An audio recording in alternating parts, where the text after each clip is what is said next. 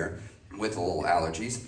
I'm really excited to have Matt Pardiak speak, because Matt's one of the guys I met that, sure, it's good, profit's good, yet can you make a profit and still have a heart and still make a difference? And the term for that is conscious capitalism. It means you can make a profit, but you can do it with a heart. So he's going to come and talk to us about that, and including the role of AI. So let's welcome Matt Pardiak. Thank you so much, Tom. So good to see everybody, and I love the term. I feel it right now. This is a room of love, right? I think that's something that Stan and Sunny have done such a good job of turning this into such a wonderful connection of really special people who are business owners and related to supporting business. So I'm talking today about beyond conscious capitalism, the importance of being human in this age of AI. And, things are kind of crazy right now. I mean, we're kind of on the verge with AI and quantum and all these technologies coming in, and some people thinking about runaway capitalism.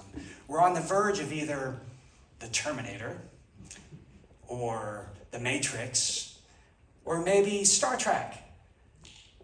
Which is it going to be? Are we going to be in a society where we are slaves to our metal overlords? Or are we going to be in a era of abundance and human flourishing? Well, I think that it's up to us to decide. And I think the closely held business owner has a huge say in it. So who am I? Been doing financial services for 30 years. I wrote a book back in 2022. I have a second edition coming out in the fall. But this book, it was recently picked up by Conscious Capitalism. It's on their website as a resource, as well as a whole bunch of other fantastic books. This has started a journey for me, honestly.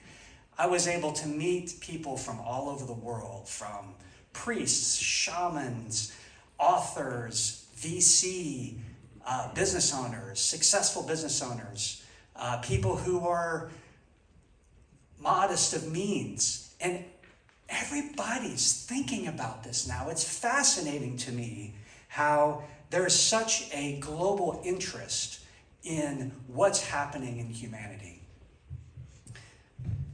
I need to keep this in my hand, don't I? Keep putting it down. So, there's problems in the world. I mean, ever since the pandemic, there's been a massive loss in trust, right? I mean, do we trust what we're seeing from social media? Do we trust what's coming down from big tech? Do we trust what's coming down from government? It's really difficult to maintain trust, to maintain optimism. And we've seen this really since the pandemic, since we went to our screens and we were focused on the screens and we're less focused on each other and our one-to-one connections. I'm not here to tell you that there are problems. We all know there are problems. I'm not going to analyze the problems today. I'm going to try to talk about solutions. And again, I'm going to try to challenge you, the business owner. I'm going to try to challenge you to understand what you can develop, since AI is going to be eating the left side of our brain. It's eating knowledge. Some are saying that the cost of knowledge is going to go to zero. That makes it more important for us to focus upon our human rights side of the brain, our empathy, our love, and why there's a really strong business case for that. And I think it can change the world. Why? So, closely held business, I just talked about loss of trust. Well, what still retains trust in this world? Closely held business does. Look at this slide. Now, this is old, and not that old. It's 2022, and I was too lazy to do an update. The update that I saw, it's even worse now, And you know it's worse now. The closely held business owner has higher amount of trust than the military, K through 12, labor unions, churches, colleges, universities, tech companies, banks, large corporations, and they don't even have government up there. Why? Why is the small business so highly trusted? I think it's simple. Because closely held businesses are grounded in their communities. You have to be grounded in reality to run a business. If you don't see what's going on the ground and make hard decisions with courage, you're going to fail. And you have a business where you still have face-to-face. I know we have work from home and all that thing, but still most closely held businesses, they have some or not all of their work one-to-one. Another thing that's interesting that I want to empower you with is small businesses, closely held businesses employ 80 million Americans. This is over half the people that working in the United States. It's over half. Now, that's just those that are working. Not everybody's working. Small business impacts over 80% of households. That's a huge amount of impact. That's a huge amount of trust. That's a huge opportunity. Imagine, if you will, if there was a movement that helped those small businesses raise the trust level, raise the consciousness of everybody around them. That's what I'm going to challenge you with. What is conscious capitalism? Well, conscious capitalism is exactly that. It's combining business and profit with purpose. That's really what it is. It was started about 20 years ago by the founder of Whole Foods, John Mackey, and it's been a movement that has really had good success. They've done a lot of studies that I'm going to talk about, making a business case. But it comes down to really combining four tenets of conscious capitalism, which is combining purpose with the business, with the owner. It's raising the consciousness of the owner. It's raising the consciousness of the employees and their communities. And they had early on helping to solve societal systemic problems.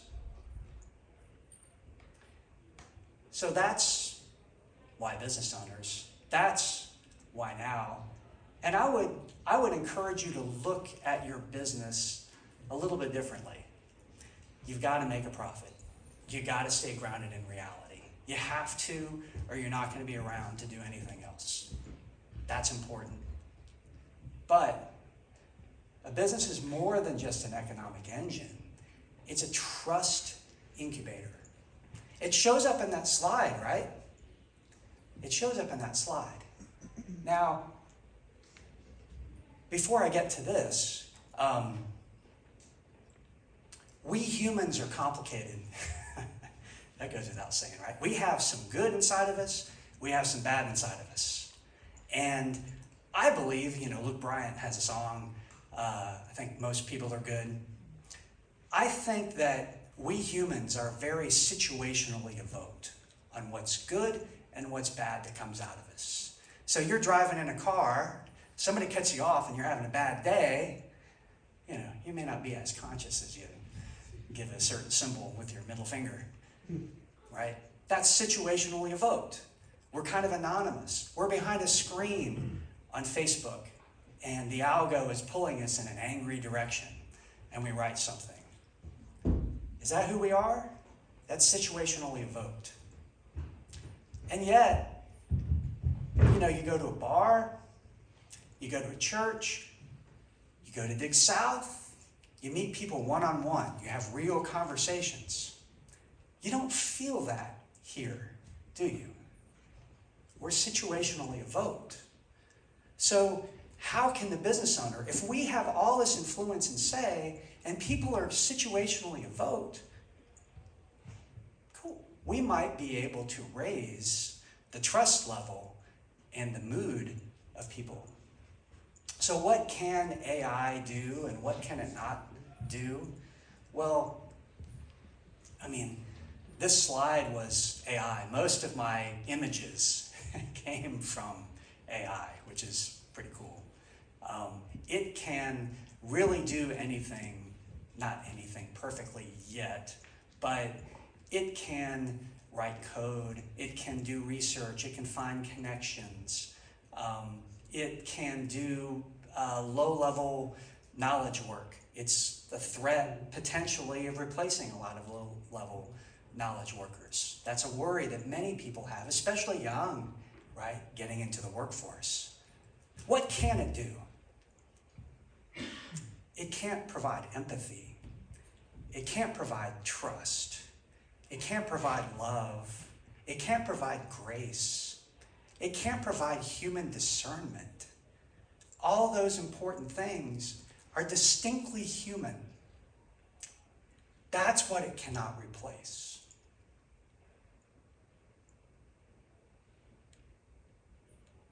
Tin Man had it right. If I only had a heart. If I only had a heart. Well, we have hearts. And I want to encourage you to think about how to develop it. And I'm about to make a business case as to why.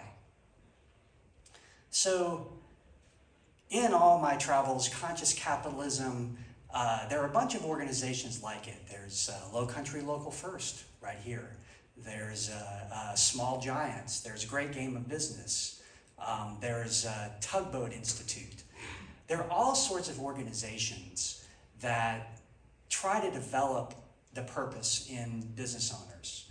And of course, to encourage people to do so, they do all these studies. Even KKR now has a managing director, Pete Stavros, who focuses on consciousness, specifically empathy.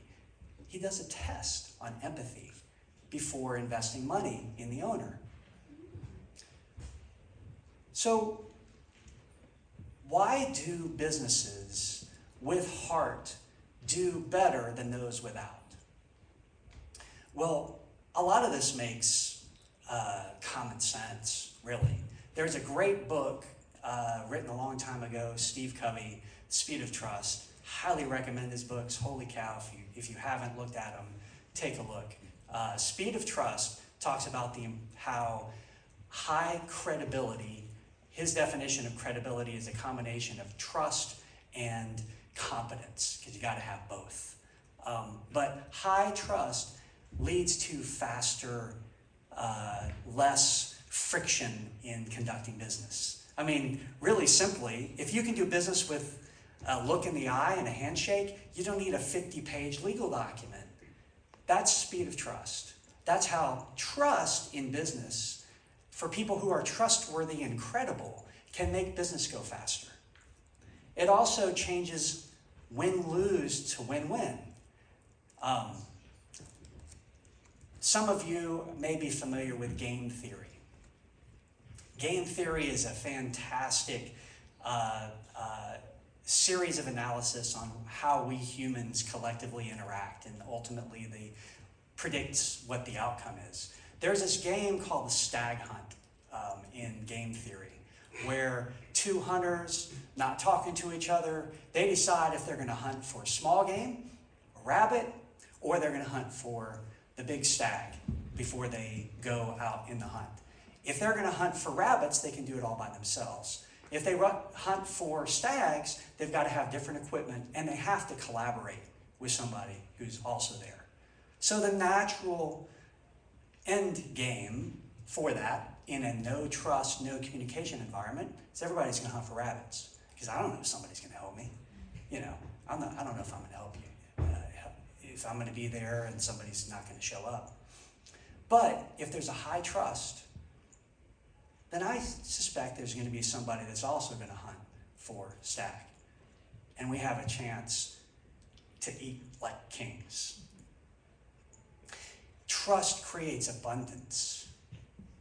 Trust creates collaboration. Now, you're business owners. There's a contract, you got one person winning and losing. Not everything is a win-win game. You have to compete. The win-win may come in your development of being better if you lose. But win-win is an opportunity everywhere when you have trust.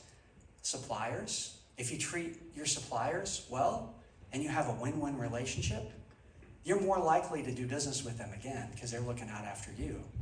If you try to extract from them, they may never work with you again, and you may build a reputation.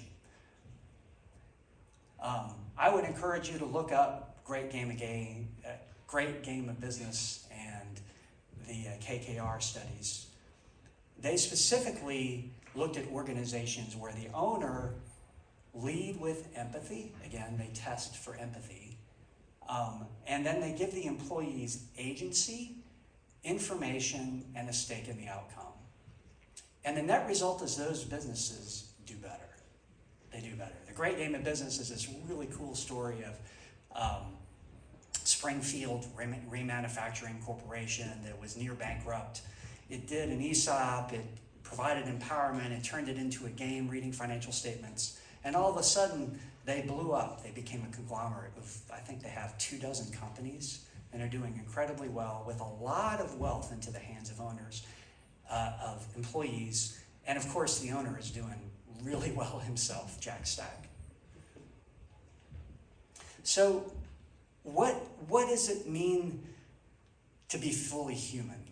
And if it's situationally evoked, what do we need to develop? What are the important parts? Now, there are so many. There was a great study, or a great essay done in the AI journal by a friend, Brett Hurt. I would suggest if you read the AI journal to check this out. It was talking about the spring of consciousness. And it talks about basically bringing the old into the new, bringing the ancient into the current. Ancient being the word for AI, basically meaning, you know what? We've been thinking about what it means to be good and virtuous or conscious for thousands of years.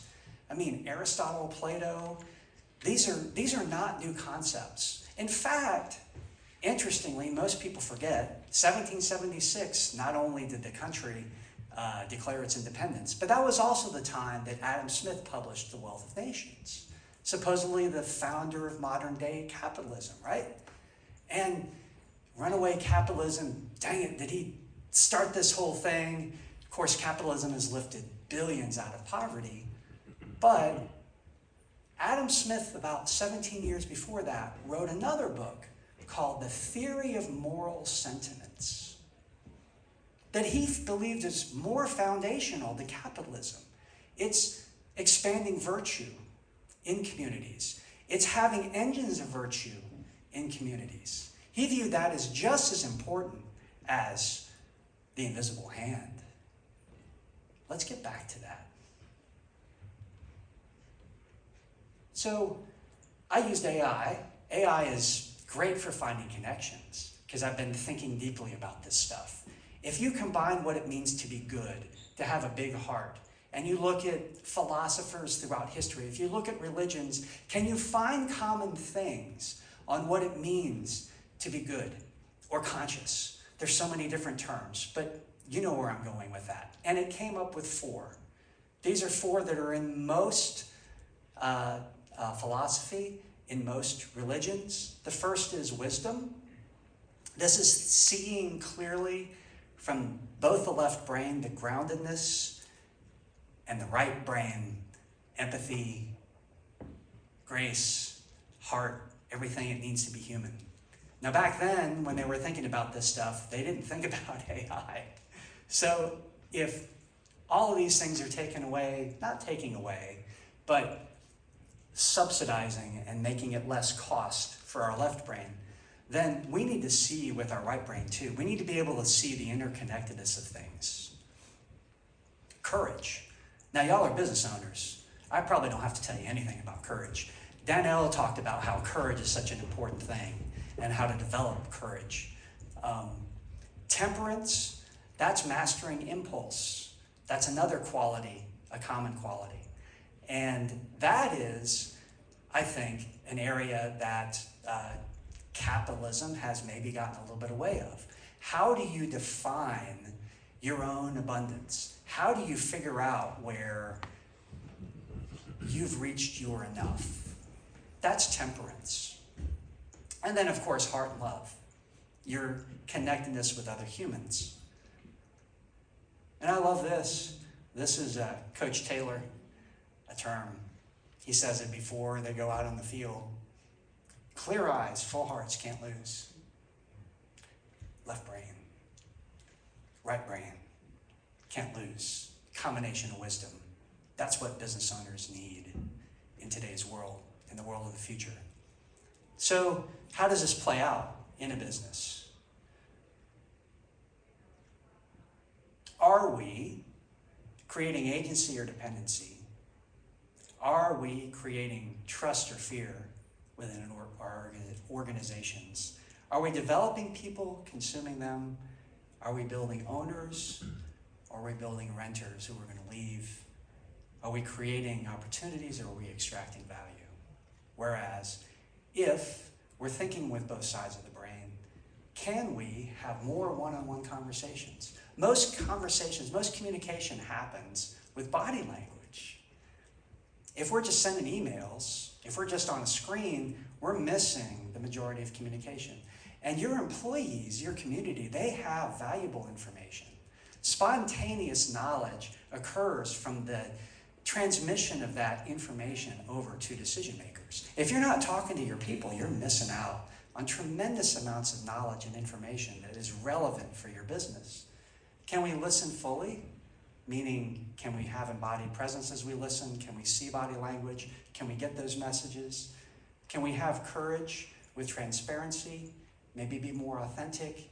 Maybe be a little bit more vulnerable? Can we provide balance of grace and accountability? Business owners, we have to have both sides of this. We can't just forgive everything if an employee is underperforming. We have to be able to provide grace and accountability and training to get better. Can we mentor to develop and replace ourselves? Well, value of a business is very much tied to how tied the owner is to that business. If the business owner can walk away and the business keeps going on, the business is far more valuable. So developing your employees, it helps the value of your business. There's a business case there.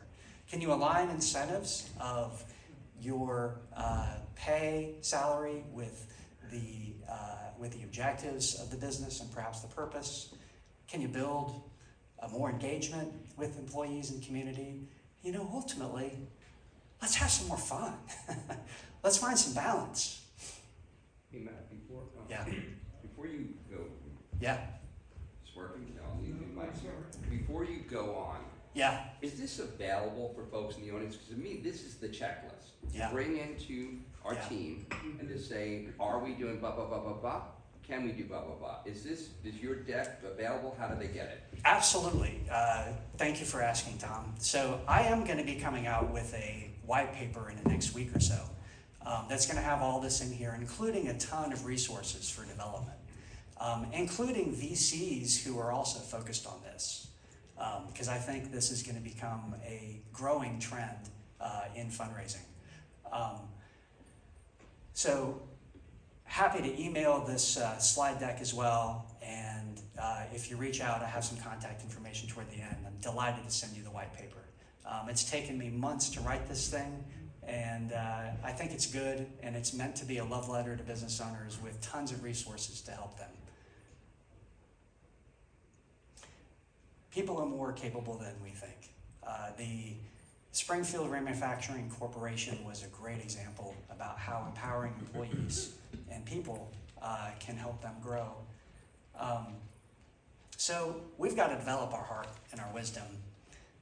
We've got to do it not just for ourselves, for the fun and the growth, but there's this thing called founder syndrome, which I'm sure you've heard of. That's simply where the business outgrows the founder. And it happens all the time. It's one of the ceilings to growth that is talked about in every business school and MBA programs. It's a really common thing. And usually they're talking about the skill set it needs to management. But it also has to do with our level of consciousness and wisdom because the bigger the business, the more complicated the challenges become. And we've got to be able to see clearly with discernment and make wise choices to help that business grow and thrive. So how do we develop it? Well, this is something that I think is missing in many business schools, but personal coaching is a really important thing. There's so many good coaches. There are good coaches here in Charleston. There are good coaches all over the world that focus on this. Having a personal coach help you develop and give you feedback as you grow personally. Peer groups, Vistage, C12 are fantastic groups for you to develop internally. Go to church. I mean, if you go to church and you hear love God, love your neighbor every week, that's probably going to help you grow. Those are such good virtues to live by. Physical health, because your body talks to your brain, and if you're not feeling good, you're probably not going to treat people well. There's this thing, has anybody heard of retard maxing? So retard maxing is just move, just get it done. It's better to get things out there fast than it is to think about it. I think moving is critically important. But can you imagine if the D-Day invasion was retard maxed? If it wasn't thought through introspectively, or the Apollo program, or Artemis? Introspection is how we grow, is how we develop. It's how we develop our own hero's journey. It's how we become better humans. But you still have to move, so there's a balance between these things for sure. Writing a personal and business mission statement is a really good way. Danielle also talked about manifestation. Manifestation is powerful. Goal setting. It's powerful. Envisioning yourself. It's so powerful. Sports athletes do this all the time. Manifesting who you want to be, when you want to be it, is very important for your growth. Personal mission statements, again, Steve Covey's 7 Habits. Imagine yourself at your funeral. What do you want people to say about you? What do you want to accomplish in your lifetime? And then writing that down, manifesting who you want to be. Highly impactful to help you actually be that person. Defining your enough. This is the restraint part of it again. That is simply, how much do I want to have personally? What is my lifestyle? And as a financial planner, we do this all the time. What do you need? Where is the number? Once I reach it, then I'm set for my lifestyle. And then everything over that is aspirational wealth. I can use for charity. I can use to help family, invest in other businesses. That's where I can start to dream. You don't have to stop growing. You can keep growing and developing. But if you're already here and you have what some people call the FU money, then anything over that, you can be creative and really have a massive positive impact on society with that. All this leads to stewardship, the interconnectedness of things over ego. And I created this flywheel because everybody likes flywheels, so I had to come up with my own. So this is how I think this is transformational in society. Owners seeing clearly, both sides of their brain. Owners leading with heart, empathy, understanding, grace, gratitude. Danielle talked about the importance of gratitude. I think gratitude is the engine of so much of it. I love the gratitude journal. Building trust, that all leads to building trust. That all leads to creating agency with your employees, which leads to developing them, which leads to increasing capacity of your organization, creating more opportunities for your organization as it grows, strengthening the community, which builds more trust, and then you see that trust, how it's impacting and reflect accordingly. I think this is a powerful tool, and I think that this, with millions of business owners leading into this, can change the world. So, call to action, some individual takeaways that because you got to have individual takeaways. That's like a requirement. So here we're going to go. And I probably have these in the wrong order, but Have one-on-one conversation with one of your employees if you haven't. Just do it. Sit down, see how they're doing, see what's going on in the business. Listen more than you talk.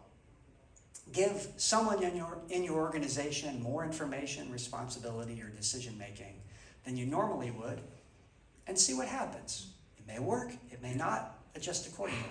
Try it. Stewardship.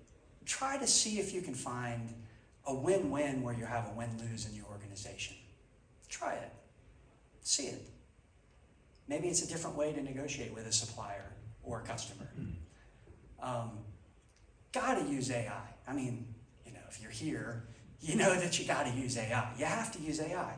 But think of it as a way to reduce drudgery, to empower yourself and your people without reducing humanity.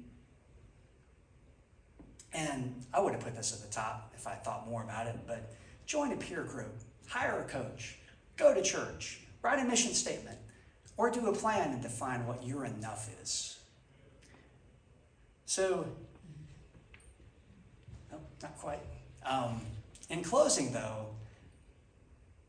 I just want to challenge you, because throughout history, it's always, things are not going to be decided for us unless we let them, unless we give away our own agency.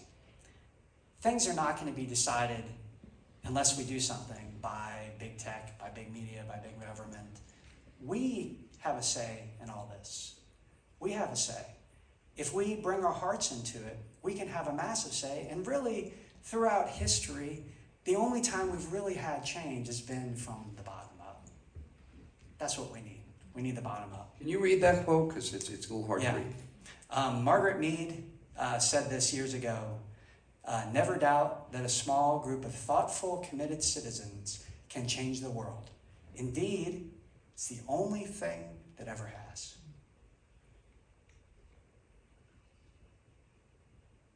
So connect with me. Check out my website. Go on my LinkedIn. I've got my the QR code there.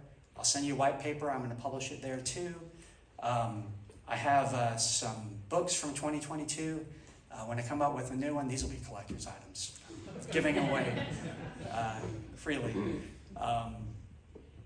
And we are talking about doing a new Conscious Capitalism chapter here in Charleston. They haven't opened any new chapters in a couple years, and they promised me that as soon as they start opening new chapters, I'll be the first phone call they make. Cool. Let's hear from Matt and open some questions.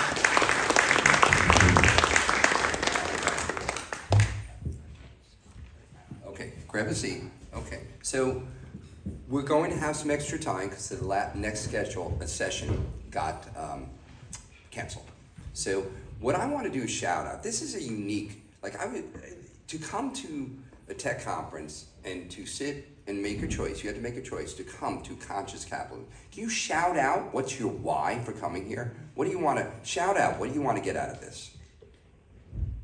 Jamie, I'm going to pick on you.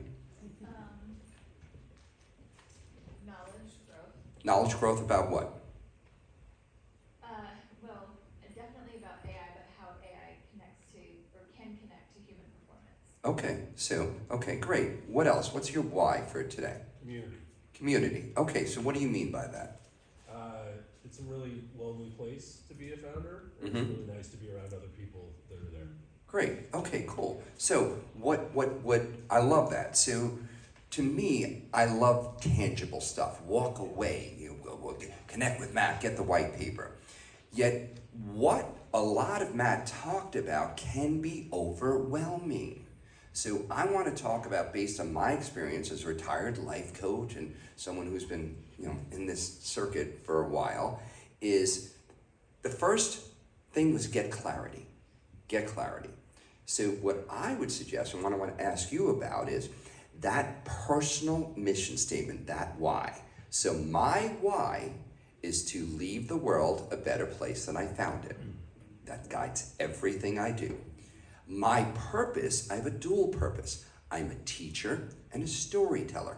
Not a traditional teacher. Sometimes I'm in the classroom, yet my higher power gives me great opportunities just like this to teach. That's why I'm on this earth. And I'm a storyteller. I write songs, I write plays. I love doing that. So tell us, we want, someone sitting in the audience, they're saying, okay, well, how do I start? I want to be more heart.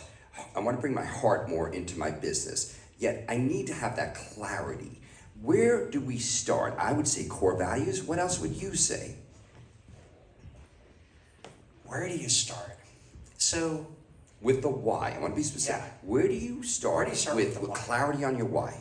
So I love the exercise in Stephen Covey's 7 Habits of Highly Effective People. In that, he takes you through, Vistage does this too, by the way. It takes you If through. you're not familiar with Vistage, peer supervisory groups. Peer group. Okay, Yeah. peer group. It takes you through the process of imagining your own funeral. Now, it's really deep, right? It's deep. But if you go there, if you think about, you can no longer do anything anymore. It's done. The book's been written on your life. What do you want that book to say about you?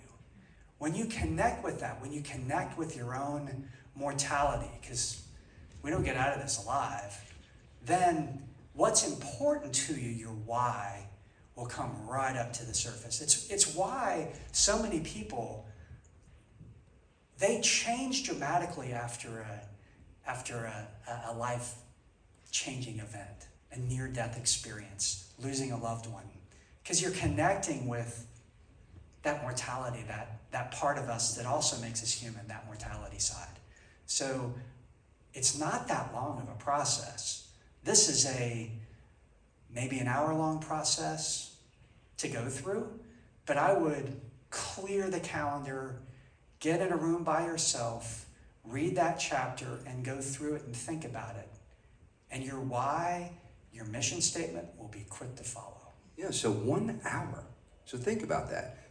Stephen Covey's book, 1 hour. So, yeah, to me, it's legacy. What do I want people to say at my funeral? I want them to say, he gave more than he took. I want them to say that. I want to say he led with servant leadership. That's just a couple of things. And it's impact. It's really impact. And I choose a growth word every year. In the past, it's been acceptance, trust, action. This year, it's impact. And I measure myself now, not based on the money I'm bringing in. I'm not motivated by money. I'm motivated by impact. So think about that. What is the impact that you want to have? Okay, now let's open up some questions from the audience. What would you like to ask Matt? And you can just shout it out. Okay, Sandy. You're someone I admire tremendously. This is Sandy Morkel. She's talk about big heart. Yeah, okay, facts. the Hope House, helping people that are unhoused. Changing that. Sandy, what would you want to ask Matt about conscious capitalism, being a leader with a heart, which you're great at? How do we get this into more consciousness across the board? Okay, so how do we get this in? Okay, how do we get this in more consciousness?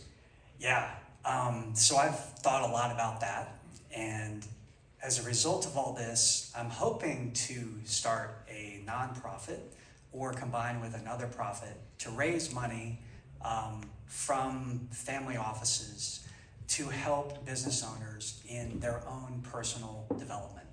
I think it's a really tremendous opportunity now that the numbers are behind it, creating an infrastructure that helps support it. Writing this book, I've been able to connect with hundreds of resources across the world, and I just want to give them away, because this is so important for people. These things usually have a cost. A VC would have a financial interest in it because if their owners are more conscious, that have a higher degree of empathy, they're probably going to do better in those portfolio companies. There are a lot of retired founders that just want to see this as a part of a transformation in society. So there are hundreds of people that are thinking like this. I was at a mission trip in Cherokee, North Carolina, Warrior Whispers channel is about highlighting good people in today's crazy world where there's so much negativity. And I highlighted a bunch of people who cut wood in Cherokee for elderly Indians. And I'm sitting at a breakfast with this pastor from Kenya. And he was worried about capitalism. A pastor in Kenya worried about capitalism. This is everywhere. There's, not to get a little woo, but I think there's a higher force that's leading us into thinking about these conversations. And I think part of it is having the conversations. Having the conversation. Just, talking like this. Good. Any other questions? Yes. Yeah, so in the age of AI, something I see that's like kind of out in the zeitgeist, if you will, right now, is that AI is going to replace individuals, and so people are seeing immense capital gains due to this promise. They're getting more investment because the board meetings are thinking about labor costs, and every single CEO that isn't practicing conscious capitalism wants to cut that cost down. So as someone who's actually in the industry, I've noticed that the best thing it can unlock within people that you provide it to is that it's a force multiplier. So how can we kind of change that conversation around the technology so that we can more so use it in this conscious capitalism way to empower the individual? Because that's the most success I see in my implementations, is increasing the output of one person as opposed to getting rid of that individual. Yeah, great question. Yeah, so I would say a great answer to that is some form of stake in the outcome for employees.